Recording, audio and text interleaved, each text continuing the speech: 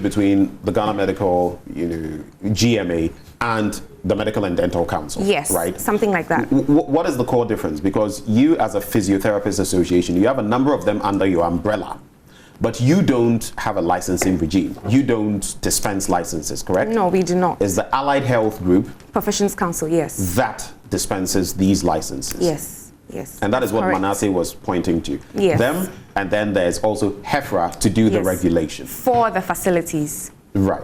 So, looking at how this has been exposed, where someone was basically practicing without any regulation, so to speak, a license that, so to speak, didn't reflect on what he was doing, it becomes very problematic. But in light of this, you came out with a statement.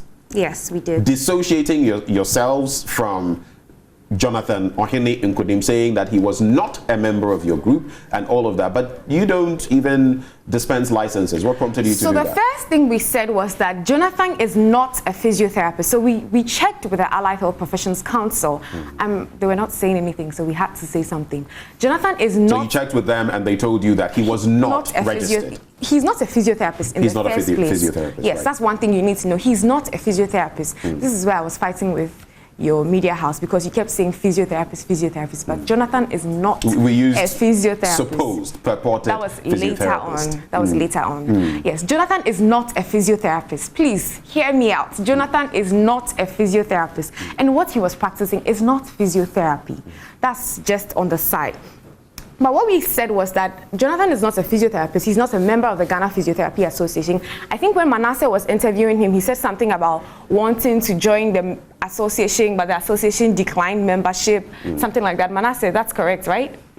Manasseh? Yes. Yes. You can't just become a member of the association just like that. You must be a physiotherapist who has gone through the necessary procedures and is licensed by the Allied Health Professions Council.